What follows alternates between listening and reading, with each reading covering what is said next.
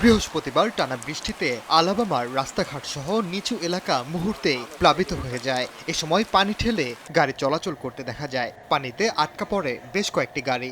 রাস্তাঘাটের পাশাপাশি আবাসিক এলাকার বাসিন্দারাও পানিবন্দী হয়ে পড়েন। পানিবন্দীদের উদ্ধারে রাত থেকেই তৎপরতা শুরু করেন কয়েকশো উদ্ধারকর্মী। বাসাবাড়ি ও গাড়ি থেকে শতাধিক মানুষকে উদ্ধার করা হয়। আকস্মিক বন্যায় সবচেয়ে বেশি ক্ষতিগ্রস্ত হয়েছেন পেলহামের বাসিন্দারা। এলাকাটিতে সর্বোচ্চ 15 ইঞ্চি বৃষ্টিপাত রেকর্ড হয়েছে। আকস্মিক বন্যার কারণে আমি গাড়িতে 1 ঘন্টার বেশি সময় বসেছিলাম। পানির কারণে রাস্তাঘাটের কিছুই দেখা যাচ্ছিল না, কোথাও নড়তেও পারছিলাম না।